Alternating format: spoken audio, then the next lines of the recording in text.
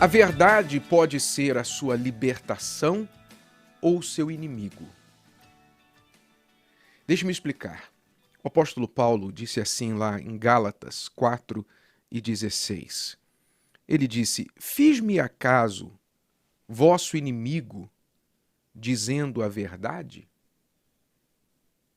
Falando aos cristãos em Gálata, ele expôs para eles, se você quiser entender o contexto, você pode ler o capítulo todo, a epístola que é bem curtinha, você vai entender que ele está querendo abrir os olhos dos cristãos que estavam sendo enganados por outros que, sendo judeus, se sentiam enciumados que muitos estavam se convertendo ao cristianismo.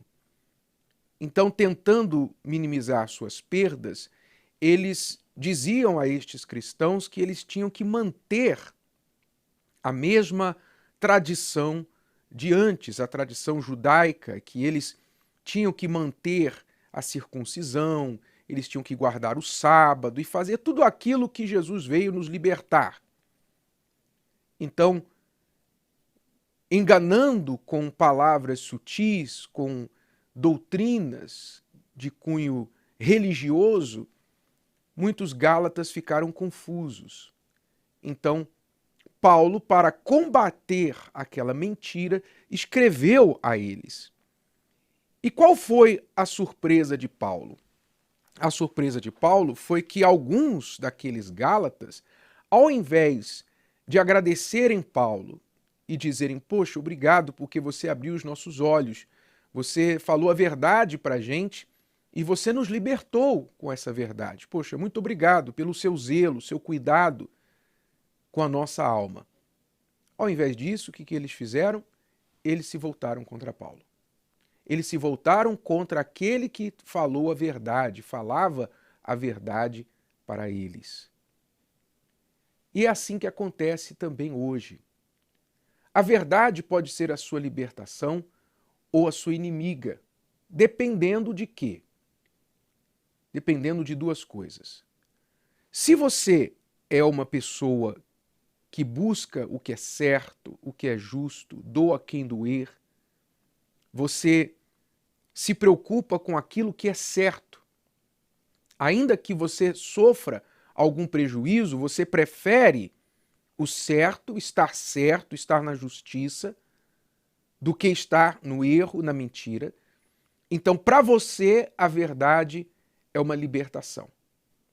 Quando a verdade chega a você, se você estava sendo enganado pela mentira, por alguém ou por você mesmo, por uma falsa crença, uma falsa informação, seja qual for a fonte do engano que você estava, da prisão da mentira, quando a verdade chega, você diz: "Poxa, graças a Deus, obrigado, os meus olhos se abriram." Foi o que aconteceu comigo quando, por exemplo, eu fui orientado, fui ensinado acerca da idolatria. Eu cresci na idolatria, na minha família. Meus pais eram idólatras, toda a nossa casa era idólatra, os filhos seguiam a idolatria dos pais, dos avós, porque assim eles também foram criados no engano, na mentira, servindo a deuses de pau, de pedra, de gesso, de papel, servindo a entidades. Então, nós fomos criados assim. Quando alguém abriu a Bíblia e mostrou para mim a verdade, aquilo me libertou. Eu fiquei muito feliz com aquilo. Primeiro eu fiquei com raiva, não da pessoa, mas com raiva de ter sido enganado por tanto tempo. Raiva de ter sido vendido uma ideia, uma religião que era o contrário da Bíblia. O contrário do que a Bíblia ensinava. Então aquela verdade me libertou. Eu não fiquei com raiva do mensageiro. Eu apreciei o mensageiro porque ele me trouxe a mensagem. Eu não vi o mensageiro como meu inimigo, como hoje costuma acontecer. Eu tenho certeza agora, por exemplo, que tem gente me ouvindo que está com raiva porque eu estou falando da idolatria. Quer dizer, eu me torno inimigo dessas pessoas porque eu estou falando a verdade. A verdade segundo a palavra de Deus. Quem fala não sou eu, quem fala é Deus. É Deus que diz lá nos 10 mandamentos: não farás imagens de escultura para si, não as farás, não te curvarás a elas. Está lá nos 10 mandamentos, para todo mundo ver. Isso é só um de centenas de outros versículos que condenam a idolatria de qualquer tipo. E não é idolatria só de imagem, de santo, de gesso, de pau de pedra, não. É qualquer tipo de idolatria. Idolatria é quando você coloca qualquer coisa ou pessoa como seu ídolo, como uma espécie de Deus. E tem gente que idolatra hoje outras pessoas. Idolatra um ser humano, idolatra uma religião, idolatra um conhecimento, idolatra a si mesmo, enfim. Está lá escrito, é a verdade. Mas quando a gente fala a verdade hoje, nós nos tornamos inimigos. De quem? Não daqueles que buscam a justiça, não dos que buscam o que é certo. Os que buscam o que é certo sempre abraçam a verdade como uma libertação. Poxa, muito obrigado. Graças a Deus os meus olhos se abriram. A pessoa fica feliz porque a verdade a tirou de uma prisão, às vezes, em que ela ficou a vida toda, como foi o meu caso. Eu fui escravo da mentira e da religião desde que eu nasci, até ter encontrado a verdade. Então eu sou grato a quem me falou a verdade. Quem me falou a verdade não foi meu inimigo, foi um instrumento da minha libertação. Graças a Deus por isso. Mas a verdade não é a libertação para algumas pessoas. A verdade é inimiga de quem busca vantagem própria acima do que é certo. A verdade é inimiga daqueles que buscam o errado, usam o errado para avançar seus objetivos, não estão preocupados em fazer o que é injusto, ainda que prejudique alguém, mas se vai beneficiar ela, ela não está nem aí. É aquela velha história, se eu tiver de pisar em alguém para subir na vida, azar de quem estava debaixo dos meus pés. Ela não se importa com quem vai perder, se é justo, se é injusto, ela quer saber o seguinte: eu vou ganhar o quê? Então, quando a verdade chega para essas pessoas, o que acontece com elas? Elas olham a verdade como inimiga e o mensageiro como inimigo. Então, o que elas fazem? Elas tentam combater a verdade, silenciar a verdade, atacar o mensageiro. Como você sabe, quando você não pode contra-argumentar, você então atira contra o argumentador. Não é?